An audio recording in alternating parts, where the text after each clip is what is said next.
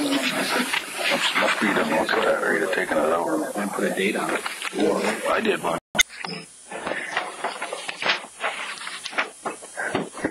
Well, you guys are vultures over here today. I like that. Fred and Roger? Roger's out of town. Fred is on his way. Later than me. He will be here in time for the executive session today. Do we want to get started then? Can we do that? Sure. All right. I guess we call the Facilities Committee meeting to order. Or with camera on? Camera's on. We got sound.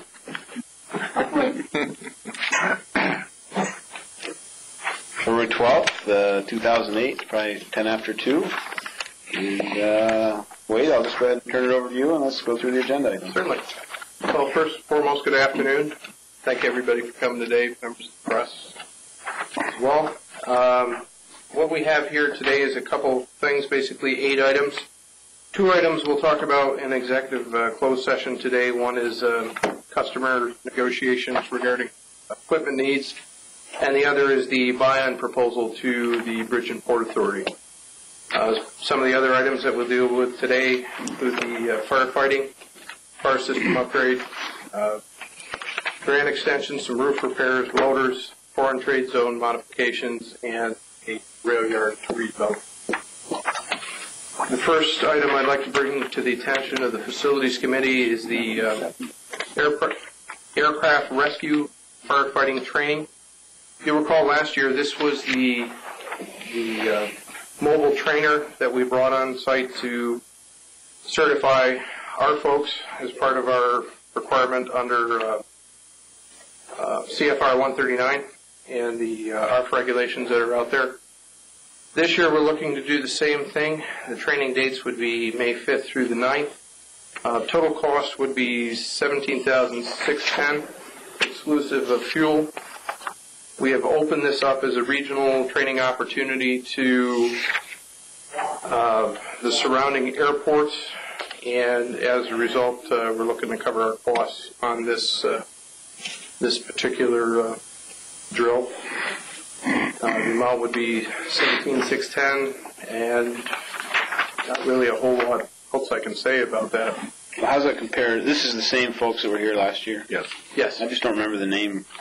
Kellogg Community College, I thought. Kellogg Community College. It's the program is all under their. Okay, so that's actually who we paid. These are the same people from last year. Now here you got fixed supplies and fuel for $23.75, but fuel really is not included in the price. Fuel is not included in the price. We estimate for our cost is probably going to be $3,500. How many folks are we putting through from our? We have, well, that's unknown at this point. From OBPA, you don't know how many? We don't know. It's probably 7. That would be the refresher from the 7 they took it last year. And the refresher's only 1 day's worth? Yes. We've got 40 seats in the basic training course and 40 seats in the refresher training portion, so we should have more than enough capacity to cover the training. And you think that there'll be no problem filling the seats from other agencies? Not at this time. I don't think there's any problem with it. Have we sent that out already? Or? We sent that out. We've quoted a cost of, if we can get 40 people at $525, we've covered our overall total cost. So far, we have received a couple informal responses, but the deadline to get back to us isn't until the 29th of February. Do we want to wait to bring this to full board until you see what your responses are? Or I wouldn't recommend that, primarily because we need to reserve the training date with these folks. It's extremely difficult to get the date last year. At the very least, what do we need? Do we need just the refresher, or do we need to put more people through the 40-hour? Of our people, these we had 7 that were interested last year, 2 that weren't. So, and the refresher is a live burn itself. So that's just the 1 day. Yes. And there was I kind of got hung up on this. There's about a $2,500 differential between the quote to get them here for 1 day and to get them here for the whole 6 days.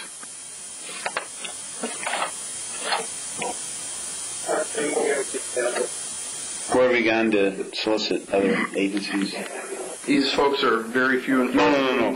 For attendees. Like Watertown. Plattsburgh, Watertown, Ogdensburg, obviously. So I had conversations. The airline should continue the relationship we used to have with Big Sky for our coverage. Saranac Lake, we've also extended the offer to there as well. And who have you heard back from?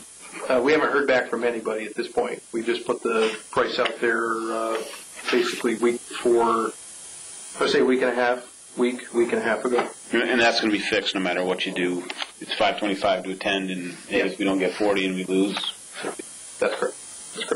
$525 covers their costs based on total number of people, and it's actually quite a deal versus sending your folks out of the area. If you're one of the regional airports, the closest one is it Rochester or Buffalo? Rochester. Then did we have any from other airports last time? Yeah. Yes. We had, I think, 7 from Messina, 3 from Saranac, and 2 from Watertown. But this is actually 6 days. It's 40 hours for 5 days, or 4 10-hour days. So there's going to be a live burn on 2 separate days, so they can still maintain the airport with half their employees. Then the other half come the next day. So and it's a 12-month requirement, not year. Right. So we have to do it in May. That's when we did it last year. Right. So everybody else that came last year will probably come this year. Okay. Mark, you all set with it? Yeah. I mean, the only other option is to go to Rochester. Send our own guys to Rochester, like we always used to, would be the other option. What was the cost for that? $300 or so per person, probably. Plus, that's just for the plus refresher, though. travel, plus right. Our guys would need a refresher. You got a lot of add-ons. Yeah, so you're plus a night in Rochester, plus food. I mean, at the end of the day, you're still in 525 is a better deal, provided you could fill it. Exactly. Well, yeah, provided we can get some. And again, if we can have a new airline, if there is one at that point, get those folks through, then it gives us better coverage.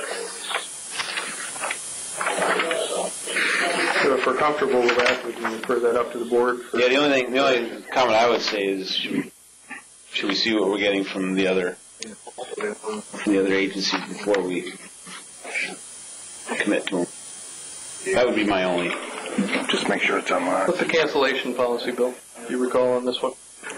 I don't think there is one once you send them a purchase order.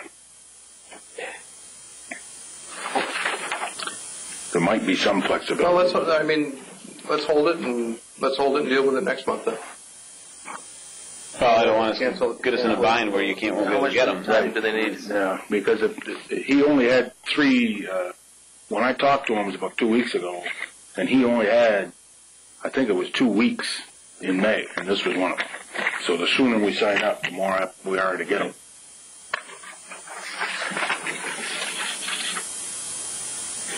No, as you point out, I mean, it is a trade-off. If we wait on this, we could lose the date.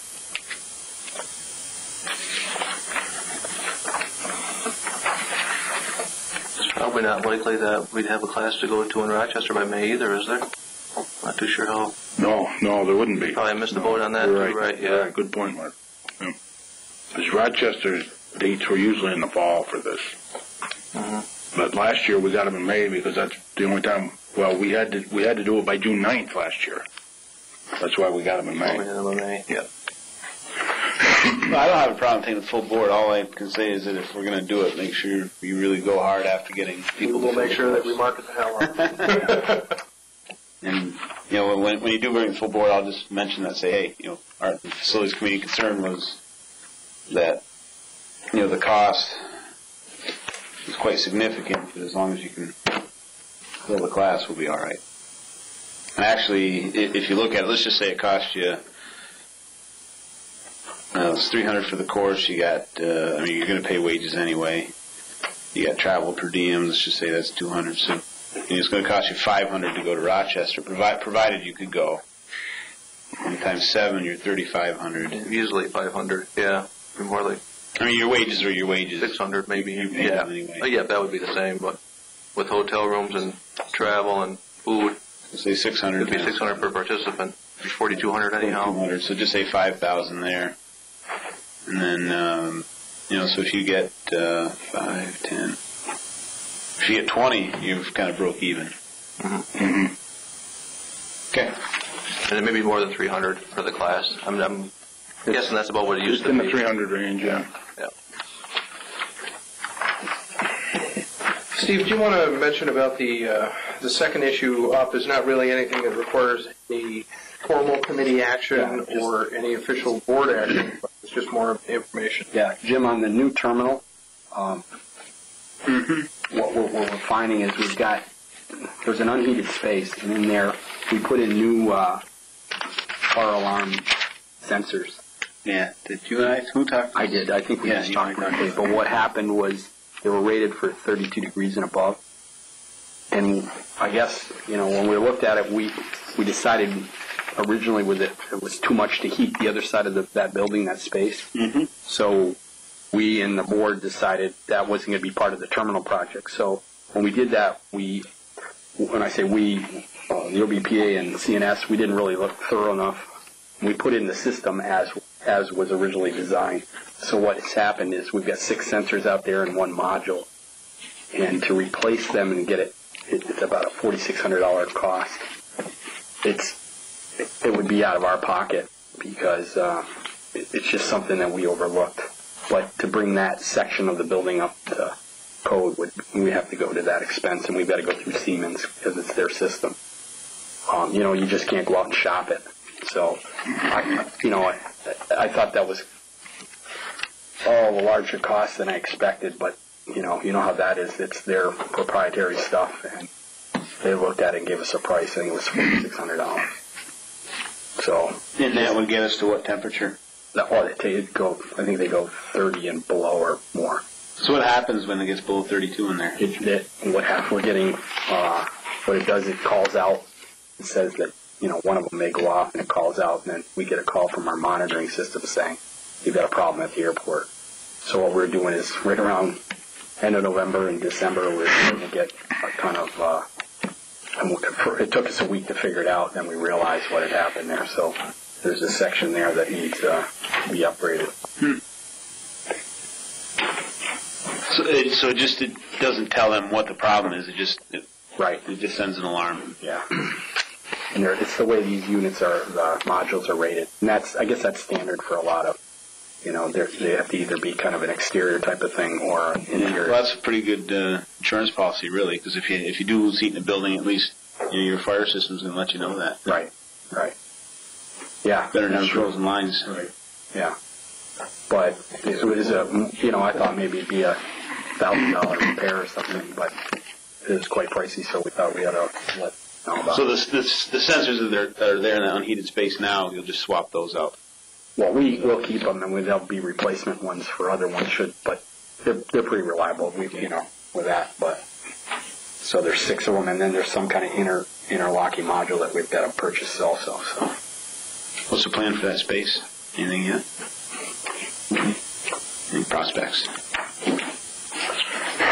Yeah, we actually had one guy look at it. Still supposedly interested. Was it ever intention to put heat in there? Was it ever? Yeah, we were. We're going to heat that whole end, and then just to change that Corvac system around. I don't know. I think it was remember, we did go out and get a little more money for the terminal, and that was kind of a wish list thing. So I think it was like a $23,000 cost.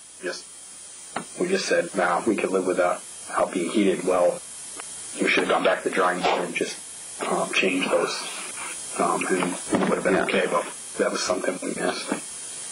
That always happens. You change one thing in instead of drawings, it changes 10 other things. It affects 10 others. Okay.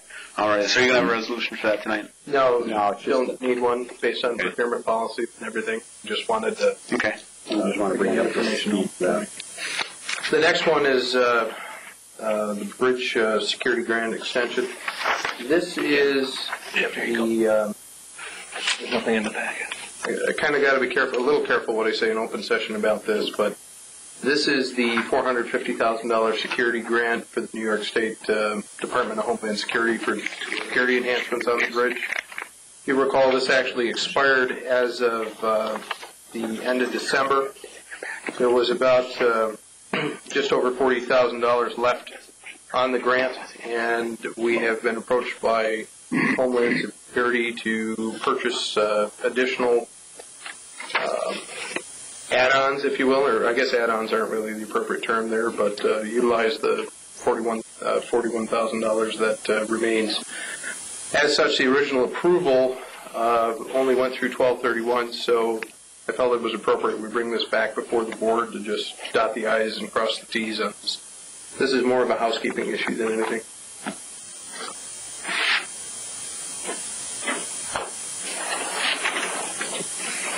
So what are the plans for the additional 41,000? Have you identified that? I will put some cameras, and those will be for future use or replacement should something go wrong. And then we were looking at an emergency standby generator that would power this building and the garages in an emergency. I think, Jim, the cameras were in the 14,000 range, and the remaining monies we size it to the generator. But rather than Homeland Security, we had that remaining money, and they wanted us to put it to good use. So well, we shouldn't lose it. That's good. Yeah. They've been very flexible, kind of pushing us to spend it, actually. So they've worked with us quite well on this one.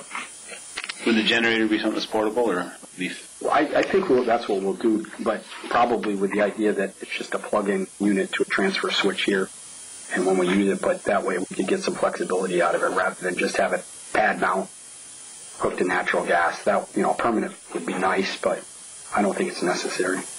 Then you could use it other places too. So it'll be a natural gas fire generator, or it'll be diesel? Probably diesel, if we're going to have it on trailer mount. But maybe they'll want it just for this to be permanent here. So it seems to me on the trailer to be more flexible. Yeah, you move it around the park or whatever. But they may want it here just because, the nature of what the grant involves. Okay, no problem there. Okay. The next item is roof repairs to Marine Building 6. You recall back on January 9th, we had some heavy sustained winds that day, and we did receive some damage to Building 6. We solicited quotes from 4 contractors, RSI, Governor Roofing, Sands Brothers, and W.J. Farley Roofing. 2 quotes were received from RSI and W.J. Farley Roofing following field visits. Usual thing here, prevailing wage rates apply. Based on the repair, we're recommending W.J. Farley Roofing be awarded the contract for the repair at a cost of about $11,700. Steve, is there anything you wanted to add? Jim, just so you'll know, what I did was I brought everybody there. We were trying to, originally we thought it'd be an emergency repair because of the way it was all lifted at the peak, but where it's leaking, it isn't bothering anything. But we're just, so we had some time, so Mark suggested that since we had waited with one contractor, we got 3 others in there. Yeah. I brought them all up, they looked at it, and it's a 28 or 29-year-old roof. It's low slope, built up. And I got everybody's opinion on how to repair it. And they each gave me a price based on the repair they were going to do. This repair, just so you know, is about $1,500 more than what RSI suggested. They aren't the same repairs. That's what I want you to... the way Farley suggested, I felt it was money well spent to get a better repair. And it's nothing against RSI, but I couldn't be going back and forth each one after I've already asked for their price. I didn't think that was fair. So basically, they told me how they wanted to fix it. They gave me a price, and then I went with that. And it was based on the reason I went with Farley was it was a better. I thought it was a better repair for the amount of money, but it was $1,500 more. So that roof's fairly old. Do you think we're going to have to replace the entire roof soon? Or? Yeah.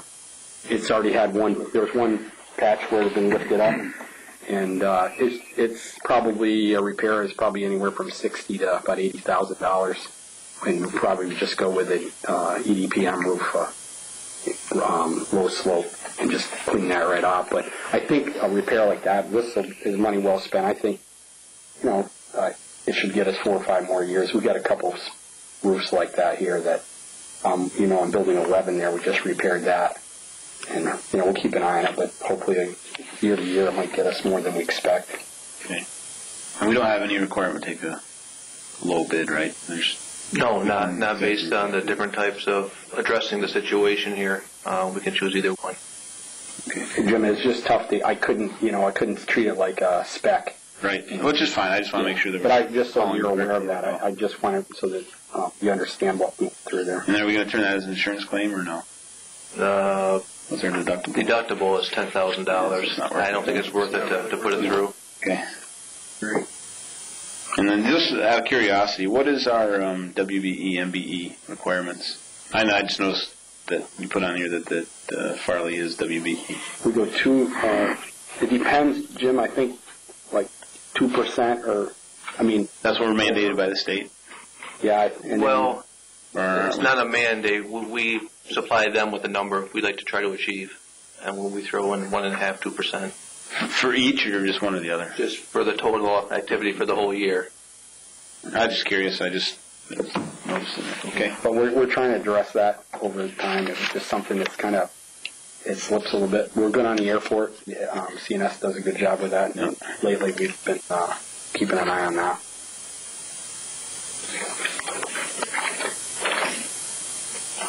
Thanks, Steve. All right. Yeah. Any other questions on that one before we move on? Next item is purchase of loader. This is an old. What do you mean you want to buy a loader? Well, this is an old item. You've seen this one before, and now it comes attached to the analysis on page 6.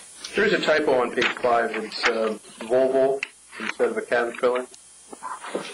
But other than that, the cost. The model number is correct, though. Yeah, model number is correct on that. And price would be $167, $476.77. And Mark, you want to take a minute and walk through the page 6 there? Sure. Loader. Yeah, I went through it. You good with it? Okay. The state contract price, too. I don't think I mentioned that in here anywhere. I thought it did. Yeah, it's in the report, though? Okay. Verbiage. Okay, so that's okay to refer. That's what you want, Bill? Yep. Meet all your objectives? Go for it. Okay. So that did give you that did give you 2 buckets, right? Yes.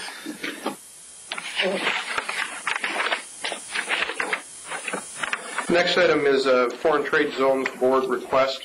Part of the process of moving modifying some of the acreage in the Commerce Park to the port for the wind turbine project involves modification of the Commerce Park Foreign Trade Zone boundaries. What this does, it basically complies with the Foreign Trade Zones Board's request and specifically moves some acreage from Commerce Park to the port. John, do you want to walk us through some of the specifics there and the map? First map is the original Foreign Trade Zone, 71 acres established in 1985. We need about 31.5 acres at the port. That's the last map there. Kind of hard to see the red line. One of the boundaries there, but it goes along the rail line. That's it. And to achieve that, we need to take that acreage from the original Foreign Trade Zone. And we've worked to make sure that none of the private owners like Anson and Breckenridge that own their buildings aren't removed. It is necessary to remove the designation from Building 9 and 11, but it's not being used anyways. So those are the boundaries that we're proposing. So the red is the proposed modified boundary. Correct. Yep. We'll include the shell building so we can use that for marketing purposes. And so there's no chance that we can get additional acreage? I think we could in a future amendment, but this is the quickest way to do the, rather than create a subzone or anything or add additional acreage is a modification where just trade space.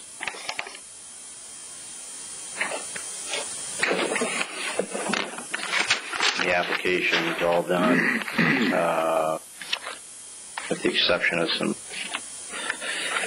backup materials, and we hope to get that out this Friday, actually. Do any of the tenants in the park take advantage of foreign trades? Really, nobody's even using it. No. No, this is strictly just a modification of existing acreage. It has no private party impacts. And our hope is that as it's activated and we become more knowledgeable about it, we'll have a workshop and educate everybody in the park that's in the zone, and maybe we'll get an activation over there as well, get somebody utilizing it. Yeah.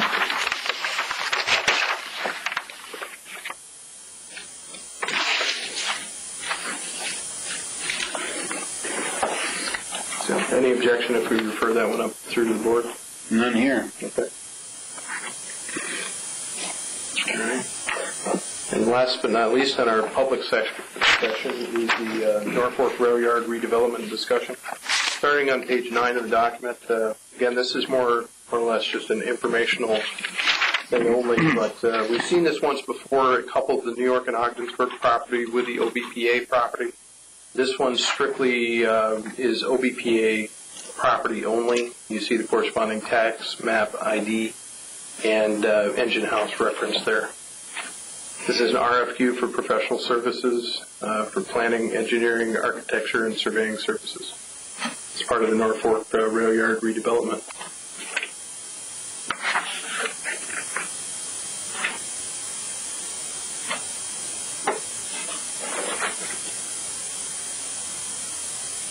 What was the funding source for this? There is presently no funding source for this. There are funding programs out there for federal and state programs, but this, as it stands right now, does not have funding attached to it.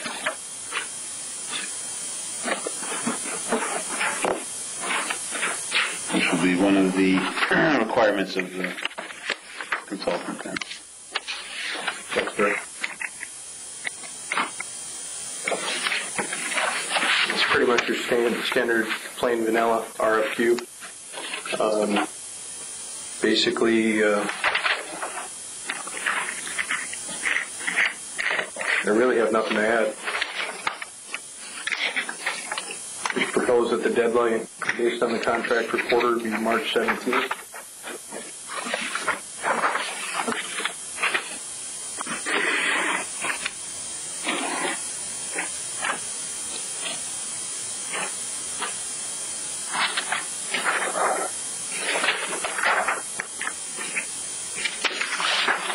How does this fit into with what we're doing with the relocation of the... Well, the relocation of the engine house is pretty much a non-issue at this point. We had $300,000 to accomplish that project. Bottom line, the quotes came in at over $2 million apiece. So that project has been effectively shelved. So we've got an engine house in North Fork that has probably a little less than 2 years effective life in it at this point. DOT programs require, it depends program to program, but DOT generally has a 10-year asset life. So the existing engine house would not qualify under the existing programs. Or the standard programs, I should say, that are out there. So then, are we going to continue with the same engine house that we have? Just going to repair it? Continue to use it there? If we're going to do that, then doesn't this make this kind of moot? Well, not really, because there's additional, in addition to the engine house, there is authority-owned parcel there as well. This covers both the parcel and the engine house. And again, this is RFQ, not an RFP. So we've got the ability to, if the costs come back and they're completely unreasonable, we have the option to shelve that as well. Well, I guess I'm not sure what we're doing up there. I mean, don't we have to have some sort of idea what we want to do with the property? Looks like it's going to stay as the engine house for a while. Well, in any scenario, we need to have some place to put the engines, and present physical condition of the engine house, we're not going to have that beyond 2 years. The building just won't hold up. We've done some temporary repairs over there. Well, so you haven't answered my question, and then what do you plan on doing with the engine house? You gonna build a new one somewhere else? Well, we have to find funding for it. Exactly my point. Until you have funding Whether for an engine house in Ogdensburg or bring it whether down it's here. built in Norfolk, either or, you're still going to have funding for it. Right, but to me, this isn't funding for a new engine house, or is it? Are you trying to secure funding for a new engine house up there? No, this is a request for qualification of firms that do this type of thing. To redevelop the property as something totally different. Correct. My argument is, if we don't have a place to put an engine house, then why even put this on the street? This seems like this is very premature. Well, we are going to need something. We are going to need a place to house our engines. We do have 2 authority-owned engines that. But you just told me it's not there, or is it going to be here? I can't answer that question. I don't know where it's going to be. It seems to me that we got to figure out what we're going to do with our engine In either house. case, whether we're talking about whether it's in Ogdensburg, North, there's still one commonality between them. There's no money in either case. There's no money for an engine house, whether it's in Ogdensburg, or there's no money if it's in Norfolk. Sure, I understand that. So why go out and do this, spend money on this, when you don't know what you can do with your engine house? Seems to me you want to take care of your engine house before you redevelop that property. Right, and I think we're coming at it from exactly opposite sides, because how do you redevelop the engine house without money, without the grants? Either redevelop. Well, then you didn't or answer my question. rehabilitate. Is this solicitation, request for qualifications, and eventual contract to go out and find money for an engine house? That could be part of it. It's what's cited in the, we cited the property and the engine house on the 1.3 acre parcel over to Norfolk. So I guess, I mean, the long and short of it is I don't have a good answer for that. Yeah, I guess I'm not sold on going out and, yeah, you get qualifications, and then you select the best firm and you go out and spend, I don't know what it is, it could be $30,000 or $40,000, could be more than that. I mean, if it comes back at that order of magnitude, obviously wouldn't proceed further. I mean, if we go out for RFQ and it comes back at an exorbitant amount of dollars, I mean, there's no way that we'd recommend that. I mean, I'd rather focus our efforts on finding a source for money strictly for the engine house. And, never mind the redevelopment of this property right now. For a couple of years, it's going to stay as an engine house. That's what this does. It redevelops the rail yard and the engine house. I mean, we could change that to say and or the engine house.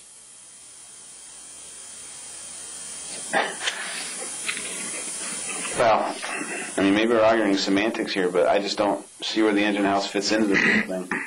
Jim, are you saying, since we don't know the status of the engine house yet, that this is something that should be put on hold indefinitely? Exactly. Until we know exactly what we're doing with the engines?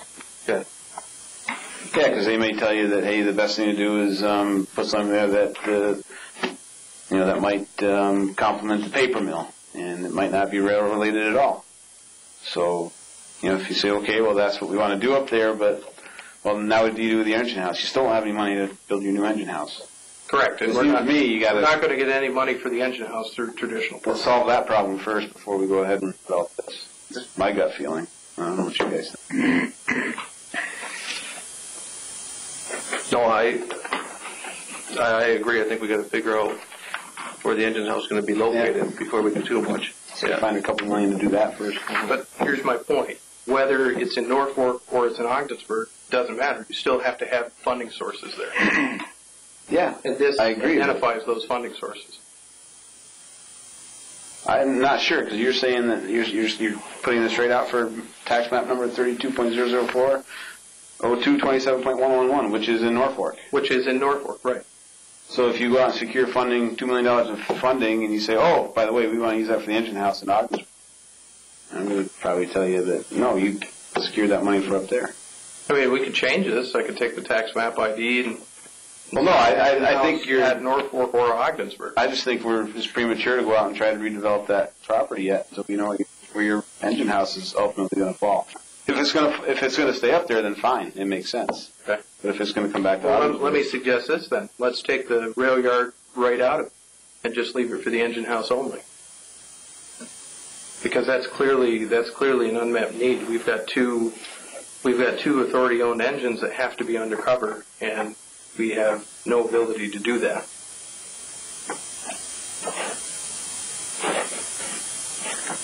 I mean, that's easily addressed with one change in the first paragraph here. Well, why don't you think we can't go out and find funding sources on our own? We've talked to DOT on that, and bottom line, there aren't any for this type of order of magnitude. Typical track. A lot of the money goes towards track rehab programs.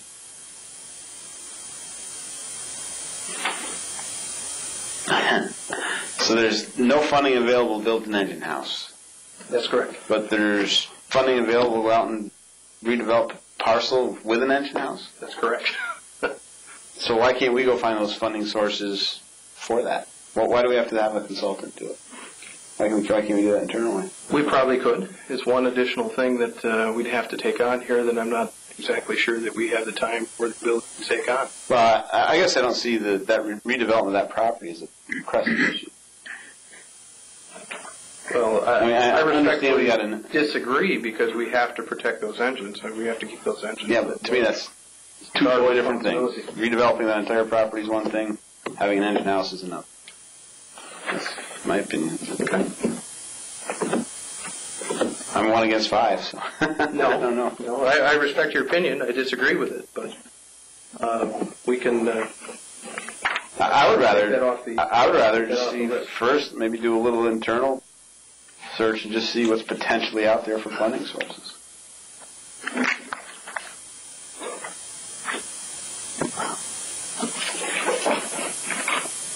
And even if you wanted to, could you go out and hire somebody for less than $5,000 and have them do the research for you?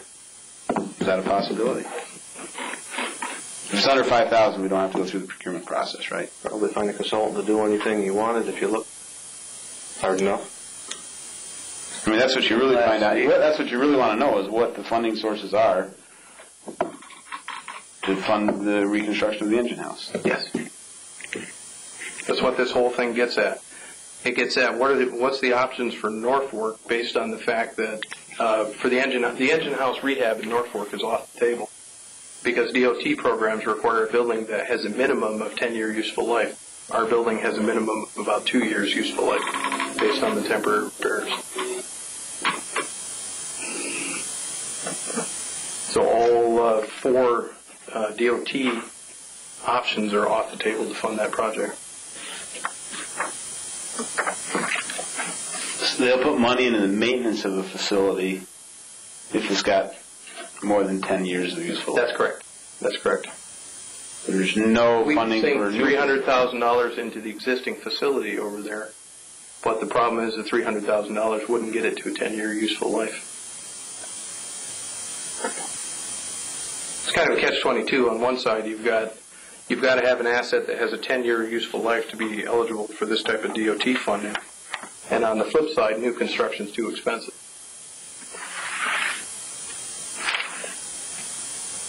What's your opinion of that building up there as to what you can do with it? $300,000 to bring it up to what, a useful life of, what is it, Lee? 10 years? I don't know, if you just, if you did it in phases, you might be able to. I really haven't researched it, but I don't know, would they allow you to do that?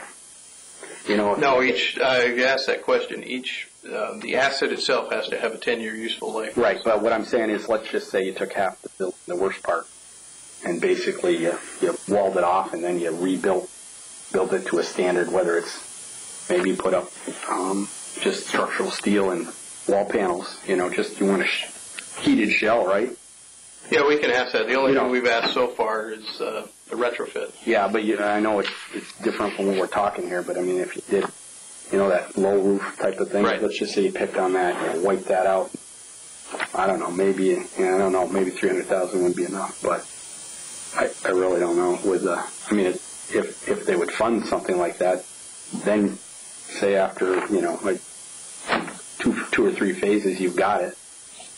Then I think you could build it to a standard where you could say, yeah, this will last us 20, 25 years or something, just on top and not changing any foundation. But you'd have to look into that. Yes. Well, let's do this. Obviously it doesn't seem like there's support for this, so let's just pull it off here. We'll pull it off the board agenda, and we'll go from there. But there's not a good plan for that. Do we have $300,000 right now available? We have the remnants of 300,000, which is, I think there's 290,000 left in that portion, and that, I believe, is being, I want to say, reprogrammed into track funds. We should be seeing a scope change pretty quick because the 290,000, the track between Norwood and North Fork is the worst traffic on the line. All right, let me ask another question. Let's just say you went ahead with this, and the focus was to find funding to construct a new engine house in North Fork. Do you think you're going to be able to have that funding in place within 2 years if you say that our temporary roof's only going to last 2 more years? It's going to be close under any scenario we're talking about here. Trying to get either new construction or retrofit construction in place in time. I mean, at some point we're going to have to spend some money either repairing that engine house or we're going to have to spend it out of pocket if we... Right, so doesn't it make more sense to take the 300? Is that committed now to track rehab? Can we change it back to the... We take that 300,000, change it back to building repairs? I have some concerns that I'd like to share with you in executive session. Okay. Yes, that is possible. That's a direct answer to your question. Well, I guess my recommendation is before you put this thing on the street, let's discuss a little more. Okay. I'm not convinced that it's the right thing to do. That's fair. So at this point, I guess for formality, we need to have a motion of the committee to go into executive session. Two topics for executive session. We have customer negotiation equipment needs and also the buy-in proposal. So moved, but who gets the second? Quiet down here. What's the reason for the buy-in proposal is basically customer negotiations, including the financial history of a particular corporation, and also collective negotiations as well. But basically negotiations. Appreciate it. All right. Folks from Buy-On, if you wouldn't mind stepping into the hall for just a moment, we've got one customer issue that doesn't deal with Buy-On, and we'll go from there. Thank you.